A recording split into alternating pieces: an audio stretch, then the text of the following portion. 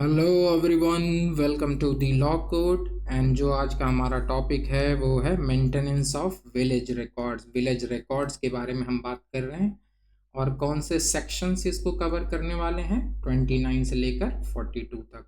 सो आज का ये सेशन स्टार्ट करते हैं।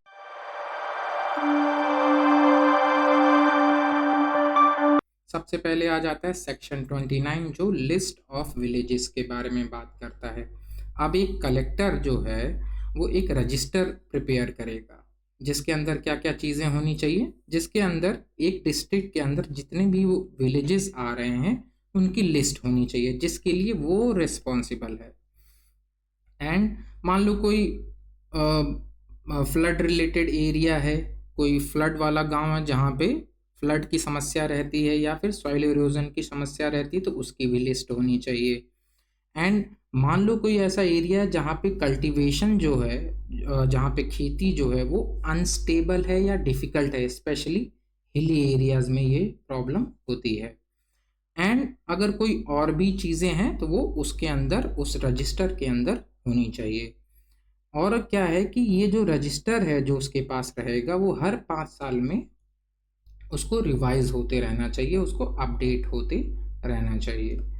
अब एक एग्जांपल ले लेंगे कि मान लो विलेज ए है जिसके पास में ही एक नदी बह रही है, तो वहाँ पे बाढ़ की समस्या अगर हो सकती है तो वो उनके खेतों को प्रभावित करेगी, तो इसकी लिस्ट जो है उसके पास होनी चाहिए। कोई हिली एरिया है, हिली लैंड है जहाँ पे पुअर कल्टीवेशन होगी, ऑब्वियसली उतनी अच्छी खेती वहाँ पर नहीं होगी। अब ये जो प्लानिंग है, ये जो रजिस्टर का मेंटेनेंस है, करना क्यों करना है? ताकि कोई अगर रिलीफ प्रोवाइड करनी है या उनके रिगार्डिंग, उन गांव के रिगार्डिंग कोई पॉलिसी बनानी है तो कलेक्टर उसको आसानी से बना सकता है। अब नेक्स्ट है ये हमारा maintenance of map and field book, जो कि सेक्शन 30 में कवर होता है। अब सेक्शन 30 में कलेक्टर क्या करेगा, तो कलेक्टर जो है एक मैप जो है और एक खसरा नंबर उसको मैनेज करेगा, उसको मेंटेन करेगा। अब ये क्यों करेगा? मैप बेसिकली एक बड़ा सा एक विलेज का मैप होगा जिसके अंदर बहुत सारे ओनर्स की डिटेल्स लिखी होंगी। अब मान लो इस वाले ओनर की, मान लो ये ए ओनर है उस गांव में, इसका बड़ा सा प्लॉट है। अब ये मान लो कुछ टाइम बाद अपने दो बेटों के बीच में, एक्स एंड वाई के बीच में बांट देता है। अब ये तो दो प्लॉट्स हो गए, तो ये दोनों प्लॉट्स उसके अंदर मेंशन होने चाहिए। इसलिए इसको मेंटेन करना, इसको रेगुलरली एक फिक्स्ड इंटरवल पे उसको रिवाइज करते रहना ज़रूरी है। नेक्स्ट आ जाता है हमारा सेक्शन 31। सेक्शन 31 जो है वो हमें बताता है रिकॉर्ड्स ऑफ द राइट। ये मोस्ट इम्पॉर्टेंट सेक्शन है हमारा, ये जनरली एग्जाम्स में आता है। Records of the right basically खतौनी को बोलते हैं। अब खतौनी क्या है ये नहीं समझ में आ रहा, तो खतौनी बेसिकली हमें ये बताती है किसी की ओनरशिप के बारे में, कि किसकी ज़मीन कहाँ पर है, ये उसकी ओनरशिप के बारे में बताती है। तो एक जो कलेक्टर है shall maintain a record of the right, means khatauni. Record of right को खतौनी बोलते हैं या बेसिकली ओनरशिप भी बोलते हैं, कि किसकी ओनरशिप कहाँ पर है फॉर ईच विलेज, जिसके अंदर क्या क्या डिटेल्स होनी चाहिए। Name of all tenure holders, एक गांव के अंदर जितने भी फार्मर्स हैं, जितने भी लोग हैं, जितने भी लैंड ओनर्स हैं, उनकी सारी की डिटेल्स होनी चाहिए। और क्या होना चाहिए? Details of plots they own. अब मान लो फार्मर ए है, बी है, सी है, डी है, तो उनके प्लॉट्स भी होंगे, उनकी जगहें भी होंगी, उनकी ज़मीनें भी होंगी, तो उसकी डिटेल्स होनी चाहिए। प्लस क्या क्या राइट्स हैं, क्या शेयर्स हैं, क्या कंडीशन है उनके ऊपर, क्या लाइबिलिटीज़ हैं, ये भी उस रिकॉर्ड के अंदर होना चाहिए। एंड नेक्स्ट, कोई रेंट तो नहीं पेएबल है, कोई रेवेन्यू तो नहीं पेएबल है गवर्नमेंट को, वो भी उसके अंदर मेंशन होना चाहिए। And land belongings to government या ग्राम पंचायत। अब एक गांव के अंदर कुछ ज़मीनें ग्राम पंचायत की भी हो सकती हैं, कुछ कुछ ज़मीनें गवर्नमेंट की भी हो सकती हैं। अब इसको एग्जाम्पल की मदद से समझते हैं। मान लो कोई गांव ए है, तो उसमें मान लो खतौनी है जो ये बताती है कि जो राम है वो ओनर दिखा रखा है, कि प्लॉट नंबर 25 का ओनर है, और वो ज़मीन कितनी है, 2 एकड़। और एक और बंदा है श्याम, जिसकी जो ओनर है प्लॉट नंबर 26 का, जिसकी ज़मीन है 1 एकड़, और मान लो कि उसके ऊपर मॉर्टगेज है या उसके ऊपर लोन है, जिसकी वजह से वो ज़मीन मॉर्टगेज में है, जिसको एज ए सिक्योरिटी उस पर्सन ने बैंक के पास रख कर लोन लिया हुआ है। एंड नेक्स्ट आ जाता है कोई पंचायत है या पंचायत ऑफिस है, तो उसके पास 3 एकड़ का पास्चर लैंड है। पास्चर लैंड बेसिकली वो एरिया होता है जहाँ पे जो भी पशु होते हैं हमारे, वो बेसिकली घास वास चरने के लिए जाते हैं, उसको पास्चर लैंड बोलते हैं। नेक्स्ट सेक्शन जो आ जाता है वो आ जाता है करेक्शन ऑफ रिकॉर्ड्स। अब हमने खतौनी उतौनी तो जान ली, अब रिकॉर्ड्स का करेक्शन की भी ज़रूरत होगी। तो सेक्शन 32 हमें ये बताता है करेक्शन ऑफ रिकॉर्ड्स। करेक्शन या अपडेट इन खतौनी means ownership of a farmer. अब किसी फार्मर की ओनरशिप है कहीं पे, या फिर खसरा या मैप है, तो अब होगा क्या कि मान लो कुछ भी आपको करेक्शन करवाना है उन रिकॉर्ड्स में, या मान लो कि एक ज़मीन अभी ए के पास है और वो चली गई कुछ टाइम बाद बी के पास, तो ट्रांसफ़र भी होगा। ये जो रिकॉर्ड है यहाँ पर अपडेट होना ज़रूरी है। अब ये कौन करेगा, तो ये एसडीओ कर सकता है, तहसीलदार कर सकता है, या रेवेन्यू इंस्पेक्टर कर सकता है, but under collector's supervision. Collector का सुपरविज़न होना ज़रूरी है।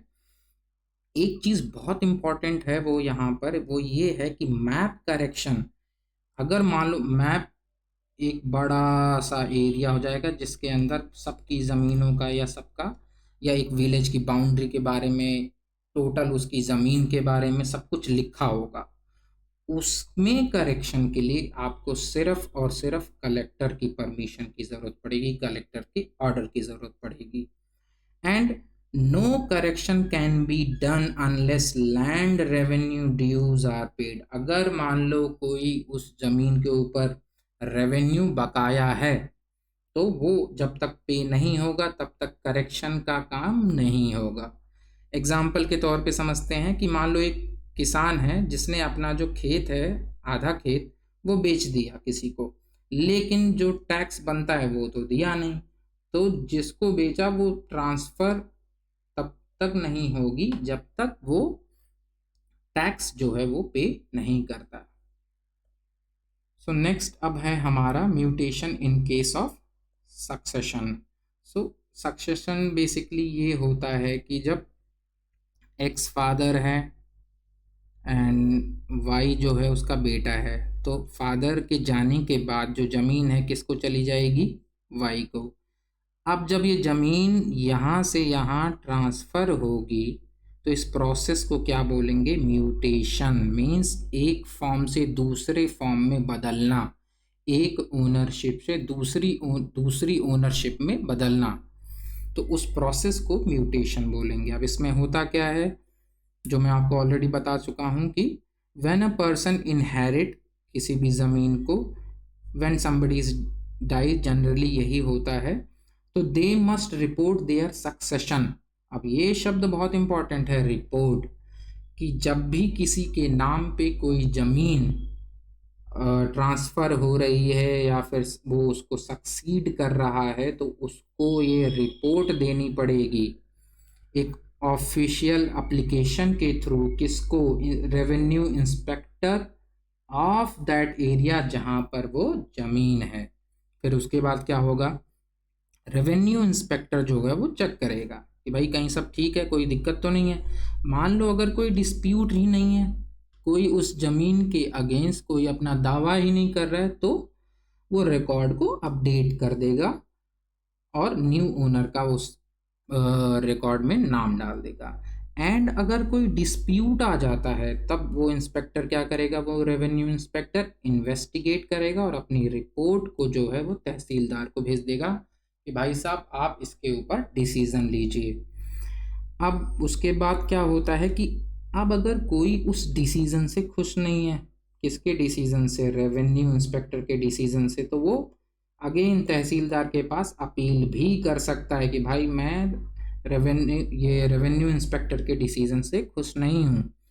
अब ये जो सेक्शन है ये generally bhumidhar with non transferable rights and asami पर भी अप्लाई होता है। इसको हम किसी दिन दूसरी क्लास में समझेंगे डिटेल्स में। अब ये नेक्स्ट आ जाता है हमारा duty to report in case of transfer.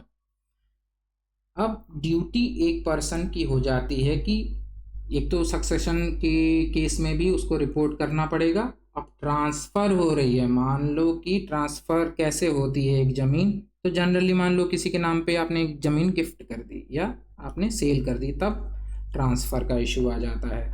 अब transfer must be reported to revenue department, same जो ये सक्सेशन वाला प्रोसेस है कि भाई आपको रेवेन्यू डिपार्टमेंट को सूचित तो करना ही पड़ेगा। नेक्स्ट आ जाता है कि म्यूटेशन अकर्स, वही म्यूटेशन कि एक ओनरशिप से दूसरे ओनरशिप के ओनर के पास जाएगी ज़मीन, तो उस प्रोसेस को म्यूटेशन बोलते हैं। म्यूटेशन कब होगा? वेरिफिकेशन के बाद। It involves transfer among family members. अब ये जो ट्रांसफ़र है कि आपने एक फैमिली मेम्बर है, उसका वाई एक और फैमिली मेम्बर है, तो उसने उसके नाम पे ज़मीन जो है बेच दी या गिफ्ट कर दी, उस केस में भी ये सेक्शन अप्लाई होगा। एंड स्टेट जो गवर्नमेंट है वो हमारी इसके ऊपर फीस भी चार्ज कर सकती है या फीस जनरली चार्ज करती है। Fee paid by a person, fee कौन पे करेगा? जिसके नाम पे ज़मीन ट्रांसफ़र हो रही है वो पे करेगा, जो ट्रांसफ़र कर रहा है वो नहीं पे करेगा। अब इसमें एक्सेप्शन है, ये जो 33 का पार्ट 3। अब 33 का पार्ट 3 के 33 ये दिख रहा है, इसका ये 3 क्या कहता है कि अगर किसी के डिसीजन से कोई खुश नहीं है तो वो अपील कर सकता है यहाँ पर। अब मान लो हम उस डिसीजन की बात कर रहे हैं, मान लो किसी रेवेन्यू ऑफिसर ने सेक्शन 33 के अंदर किसी ज़मीन जो थी किसी पर्सन के नाम पे कर दी। अब वो चला गया भाई कोर्ट में, कौन से कोर्ट में? रेवेन्यू कोर्ट की बात कर रहा हूँ यहाँ पे। रेवेन्यू कोर्ट में चला गया और वो वहाँ से जीत गया और फिर वो ज़मीन इसके नाम पे ट्रांसफ़र हो जाएगी। अब अगर ऐसी कोई ज़मीन है जो कोर्ट के प्रोसेस से ट्रांसफ़र हुई है, उसको रिपोर्ट करने की ज़रूरत नहीं है। क्यों ज़रूरत नहीं है? क्योंकि वो ऑलरेडी रिकॉर्ड्स में आ गई है, क्योंकि वो जुडिशियल प्रोसेस से होकर गुजरी है, तो ऑलरेडी रिकॉर्ड में आ गई, तो यहाँ पे रिपोर्ट करने की ज़रूरत नहीं है। नेक्स्ट आ जाता है mutation in case of succession और ट्रांसफ़र अंडर सेक्शन 35। अब ये क्या कहता है? तो पहला पॉइंट पढ़ते हैं। When tehsildar receives a report under section 34 या 33 या 34 मीन्स सक्सेशन या ट्रांसफ़र के केस में कोई भी, जब वो उसके पास कोई ऐसी रिपोर्ट आती है, कोई रिपोर्ट करता है कि भाई साहब ऐसा कुछ होने वाला है, ओनरशिप ट्रांसफ़र होने वाली है, तो वो क्या करेगा? एक पब्लिक नोटिस जो है वो तहसीलदार एक पब्लिक नोटिस उस म्यूटेशन के रिगार्डिंग इशू करेगा। फिर उसके बाद क्या करेगा? एक इंक्वायरी भी कंडक्ट करेगा और फैक्ट्स को चेक करेगा, क्या सब कुछ ठीक है या नहीं, कोई प्रॉब्लम तो नहीं है। अब इसकी इंक्वायरी के बेस पर दो चीज़ें हो सकती हैं। अब अगर कोई डिस्प्यूट नहीं है सक्सेशन और ट्रांसफ़र को लेकर, तो वो क्या करेगा? अमेंड कर देगा, ऑर्डर करेगा अमेंडमेंट का कि भाई record of right means ownership को आप जो है दूसरे ओनर के पास ट्रांसफ़र कर सकते हैं। एंड अगर कोई भी एग्रीव्ड पार्टी है, मान लो कोई उसके डिसीजन से खुश नहीं है, तो वो क्या करेगा? किसके डिसीजन से? तहसीलदार के। वो क्या कर सकता है? एसडीओ के पास विद इन 30 डेज एक अपील कर सकता है। नेक्स्ट आ जाता है सेक्शन 36, जो ये बताता है intimation of transfer and deposit the land revenue. अब इसमें जो सबसे पहला पॉइंट आ जाता है वो ये है कि डॉक्यूमेंट्स रजिस्टर्ड एज पर, जो भी डॉक्यूमेंट रजिस्ट्रेशन होना चाहिए, चाहे सेल है चाहे सक्सेशन जो भी है, वो इस एक्ट के अंडर होना चाहिए। मान लो मैंने एक पर्सन को अपनी ज़मीन बेची, तो रजिस्ट्रेशन इस एक्ट के अनुसार होना चाहिए। दूसरा, जो रजिस्टरिंग अथॉरिटी है, जो रजिस्ट्रेशन का काम कर रही है, वो तहसीलदार जो उस एरिया का है, जहाँ की वो ज़मीन है, उस वहाँ जहाँ की ज़मीन है उस जगह के तहसीलदार को ये एक प्रिस्क्राइब फॉर्म और टाइम में बताएगा, कन्वे करेगा मैसेज कि भाई ये चीज़, ये ज़मीन एक पार्टी से दूसरी पार्टी में ट्रांसफ़र हुई है। And no correction regarding succession amendment, या कोई भी करेक्शन खतौनी में तब तक नहीं होगा अगर कोई भी रेवेन्यू बकाया है तो, उस जमीन, उस प्रॉपर्टी से रिलेटेड। मान लो मैंने एक पर्सन को ज़मीन बेच दी, अब जो टैक्स बनता है वो मैंने दिया नहीं, तो मैंने रेवेन्यू तो पे किया नहीं, तो उसमें मैं कोई करेक्शन, सक्सेशन, अमेंडमेंट नहीं करवा सकता जब तक मैं उसके टैक्स ना पे कर दूं। नेक्स्ट आ जाता है सेक्शन 37, जो कहता है बार्स अगेंस्ट सर्टेन सूट्स। कुछ ऐसे सूट्स, यहाँ पर वो कोर्ट केस की बात कर रहा है, किसी भी केस की बात कर रहा है। आप कौन से केस हैं जिन पे आप नहीं कर सकते under section 37? If someone acquires a land through inheritance या ट्रांसफर, कोई इनहेरिट करता है अपने पिताजी से, जो ज़मीन है वो उस पर्सन के पास चली गई, एंड या कि किसी से वो खरीदता है या उसको गिफ्ट होती है, तो वो कोई केस नहीं कर सकते रेवेन्यू कोर्ट्स के पास। कब तक? जब तक उन्होंने अंडर सेक्शन 33 एंड 34 में, चाहे वो सक्सेशन हो चाहे वो ट्रांसफ़र हो, जब तक वो उन रेवेन्यू अथॉरिटीज़ को एडवांस में सूचित नहीं करता है, तब तक वो कोई भी ऐसा केस उस लैंड के रिगार्डिंग कर नहीं सकता। मीन्स पहले आपको सूचना देनी पड़ेगी कि भाई मैं ये ज़मीन अपने पिताजी से, ओनरशिप मेरे पास ट्रांसफ़र हो रही है। दूसरा, ये ज़मीन मैं एक्स पर्सन से खरीद रहा हूँ, तो ये आपको बताना ही पड़ेगा उस पर्सन को। अब correction of error and omission in land records, या लैंड रिकॉर्ड्स बेसिकली खसरा और खतौनी को बोलते हैं। खतौनी तो आपको पता है एक सिंगल पर्सन के ओनरशिप बताती है, और दूसरा खसरा क्या है? खसरा उस विलेज का एक बड़ा सा मैप होता है जिसके अंदर बहुत सारे लैंड ओनर्स की ज़मीनें आती हैं। अब कोई करेक्शन है, मान लो कोई एरर है, कोई ओमिशन है। अब एरर का मतलब क्या हो गया? किसी से गलती हो गई, मिस्टेक हो गई। ओमिशन क्या हो गया? कोई चीज़ छूट गई, जिसको ऐड होना चाहिए वो छूट गई।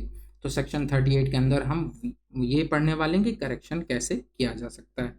सबसे पहला प्रोसेस ये बताता है कि कोई भी पर्सन कर सकता है। कैसे? तहसीलदार के पास अप्लाई करेगा, correction of any error, mistake, या कोई भी चीज़ छूट गई तो। दूसरे केस में क्या होगा? ऐसी कोई भी कंप्लेंट मिलने के बाद tehsildar will conduct an inquiry and send the report of the case to, किसको भेजेगा?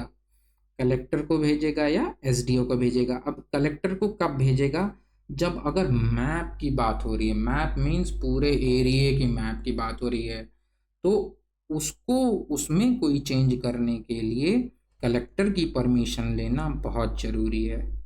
एंड अगर कोई दूसरे करेक्शंस हैं तो एसडीओ के पास, मीन्स एसडीएम के पास भी जा सकता है। नेक्स्ट पॉइंट ये है कि कलेक्टर या SDO will decide the case considering objections and evidence presented to them. अब जैसे ही कोई मैटर उसके पास जाएगा, चाहे वो कलेक्टर हो चाहे एसडीओ हो, वो केस डिसाइड करेंगे कब? ऑब्जेक्शंस एंड एविडेंस को देखने के बाद। अब अगर इनके डिसीजन से, चाहे कलेक्टर है चाहे एसडीओ, इनके डिसीजन से कोई हैप्पी नहीं है, कोई पार्टी की बात हो रही है, किसी के भी बात नहीं हो रही है, कोई एक पार्टी होगी, अगर वो खुश नहीं है तो क्या कर सकती है? कमिश्नर के पास विद इन 30 डेज अप्लाई कर सकती है, एक अपील डाल सकती है। अब जैसे मान लो कमिश्नर ने कोई डिसीजन सुना दिया तो वो फाइनल होगा, इसको हमेशा याद रखेंगे। Any forced manipulated entry can be remove. मान लो कोई गलत एंट्री पाई जाती है या मैनिपुलेट करता है कोई किसी एंट्रीज के रिगार्डिंग, तो उसको भी यहाँ पर रिमूव किया जा सकता है। 6th पॉइंट ये कहता है कि revenue inspector has the authority to correct any undisputed. अब ये जो रेवेन्यू इंस्पेक्टर है ये करेक्शन का काम कब कर सकता है? अगर कोई प्रॉपर्टी पे डिस्प्यूट नहीं है तो ये ऑफिसर कोई भी एरर या ओमिशन को अपने आप भी, चाहे वो खसरा में हो चाहे वो खतौनी में हो, वो कर सकता है एक छोटी सी इंक्वायरी खुद करने के बाद। नोट में ये चीज़ इंपॉर्टेंट है कि नो करेक्शन ऑफ एरर और omission regarding question of ownership. यहाँ अब ओनरशिप है, इस सेक्शन के अंदर, सेक्शन 38 के अंदर ओनरशिप के क्वेश्चन से रिलेटेड कोई भी चीज़ कवर नहीं करती है, तो इसको ध्यान रखेंगे। नेक्स्ट आ जाता है सेक्शन 39, जो ये बताता है कि certain orders of revenue officer will not या not debar a suit. अब इसको सिंपल भाषा में ये समझते हैं कि कुछ जो ऑर्डर्स हैं, रेवेन्यू ऑफिसर कुछ ऑर्डर्स देंगे, किसी के अगेंस्ट देंगे, किसी के लिए देंगे, मींस किसी के फेवर में देंगे, किसी के अगेंस्ट देंगे, एज पर द लॉ और जो डॉक्यूमेंट उनके पास प्रेजेंट है। No order passed by a revenue officer under section 33 या 35A या SDO का 38 का सेक्शन 3, अभी जस्ट जो हमने इससे पहले डिस्कस किया, या 38 का 4, अगर कोई कमिश्नर जो है वो कोई डिसीजन लेता है, मींस कोई भी ऐसे डिसीजंस अगर कोई लेता है तो ये सेक्शन हमें ये बताता है कि जो पर्सन जिसके अगेंस्ट में फैसला लिया गया है वो, उसके पास पूरा अधिकार है कि वो सिविल कोर्ट के पास जा सकता है। ये सब कौन थे? रेवेन्यू कोर्ट्स थे। तो रेवेन्यू कोर्ट्स से हट के वो कहाँ जा सकता है? नॉर्मल कोर्ट में जा सकता है और वहाँ केस फाइल कर सकता है और अपने राइट्स को एस्टेब्लिश कर सकता है। नेक्स्ट आ जाता है सेक्शन 41, जो हमें बताता है किसान बाही के बारे में। अब ये किसान बाही क्या होती है? तो किसान बाही को अगर आप बड़ी सिंपल भाषा में समझेंगे तो एक तरीके से ये पासबुक होती है। पासबुक किस चीज़ की? पासबुक एक ओनर की, जो कि, या एक फार्मर की, और इसमें उसकी ज़मीन से रिलेटेड सारी डिटेल्स होती हैं। तो इसको जानेंगे बाय स्टेप। सबसे पहले, व्हेनेवर खतौनी इज प्रिपेयर्ड, जब भी कभी कोई खतौनी बनाई जाती है किसी पर्सन, किसी फार्मर के रिगार्डिंग या उसकी ओनरशिप के रिगार्डिंग, कोई भी जब उसकी खतौनी बनाई जाती है तो जो कलेक्टर है उसको किसान बाही हर उस ओनर को देना जरूरी है। अब सेकंड स्टेप, किसान बाही क्या होती है? तो ये कंसोलिडेटेड पासबुक होती है जिसमें एक पर्सन की, एक टेन्योर होल्डर की, एक किसान की जितनी भी ज़मीनें हैं, जितनी भी लैंड होल्डिंग्स है उसकी, उसमें डिटेल्स होगी उस डिस्ट्रिक्ट के अंदर। एंड थर्ड पॉइंट क्या कहता है? फॉर, अगर मान लो कि एक सिंगल पर्सन नहीं है, जॉइंट होल्डिंग है, 2-3 लोग मिल के उस पूरे ज़मीन पर उनका ओनरशिप का अधिकार है, तो सबको एक एक किसान बाही वो दे देंगे। कौन? कलेक्टर। नेक्स्ट पॉइंट है कि टेन्योर होल्डर टू पे अ प्रिस्क्राइब्ड फीस या प्रिस्क्राइब्ड कॉस्ट फॉर किसान बाही। किसान बाही तो दे देंगे लेकिन उसकी कोई कॉस्ट होगी जो उसको, जो किसान को पे करना पड़ेगा या ओनर को पे करना पड़ेगा। A person holding Kisan Bahi gets amendments in records of the right, means ownership के बारे में बात कर रहे हैं, इनटू किसान बाही विदाउट एनी कॉस्ट। अब ऑलरेडी कॉस्ट तो ले लिया है, तो मान लो ओनरशिप में कोई भी हल्की फुल्की उनको कोई करेक्शन करना है, कोई अमेंडमेंट करना है, तो वो आराम से करवा सकते हैं। इसके लिए कुछ अलग से कॉस्ट देने की ज़रूरत नहीं है। अब नेक्स्ट पॉइंट ये कहता है कि कोई भी बैंक या पब्लिक फाइनेंशियल इंस्टीट्यूशन है जो कि लोन देने का काम करते हैं, अब अगर वो किसी टेन्योर होल्डर को, किसी ओनर को उनके किसान बाही के बेस पर लोन देते हैं, तो उस लोन की डिटेल उनके किसान बाही में एंडोर्स करना, लिखना जरूरी है। एंड पॉइंट नंबर 7 हमें ये बताता है, टेन्योर होल्डर जो है must submit an affidavit to such bank.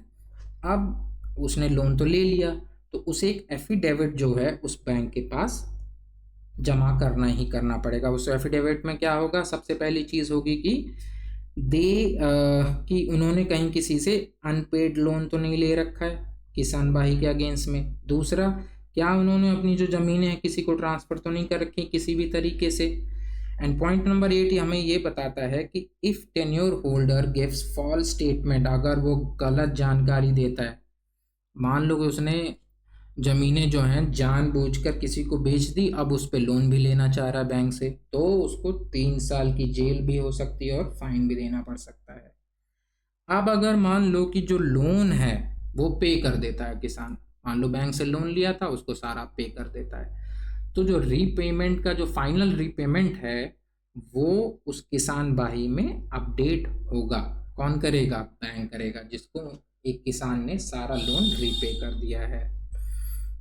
Next आज एंड लास्ट आ जाता है हमारा section 42, duty to produce information और डॉक्यूमेंट्स।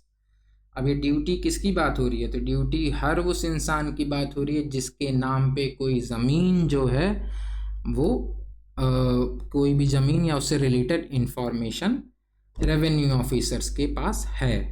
अब इसको ध्यान से पढ़ते हैं। Duty of a person whose rights, interest, obligation are recorded in land records to provide information as requested by revenue officer. अगर रेवेन्यू ऑफिसर आपसे कोई, मान लो आपके पास कुछ ज़मीनें हैं एक गांव में, तो अगर रेवेन्यू ऑफिसर बोलता है भाई मुझे ये जानकारियां आपसे चाहिए, ये डॉक्यूमेंट्स चाहिए, तो वो आपको प्रोड्यूस करना पड़ेगा। अब ये करना क्यों है, पर्पस क्या है? तो पर्पस सिंपल है कि जो भी लैंड रिकॉर्ड्स होने चाहिए वो एक्यूरेट होने चाहिए ना, अप टू डेट। मान लो उसको वो अपडेट कर रहे थे, तो वो आपसे आपकी ज़मीन के बारे में इंफॉर्मेशन या डॉक्यूमेंट्स मांग सकते हैं। तो जो भी पर्सन रिस्पॉन्सिबल होगा उसको वो डॉक्यूमेंट्स प्रोड्यूस करने पड़ेंगे। किसके पास? रेवेन्यू ऑफिसर्स के पास। तो ये थे हमारे कुछ सेक्शंस जो कि आज हमने डिस्कस किए। कौन कौन से सेक्शंस थे? ये थे 29 से लेकर 42 तक। सो मिलते हैं नेक्स्ट क्लास में। धन्यवाद and please like and subscribe to my YouTube channel जो कि है द लॉ कोड। धन्यवाद।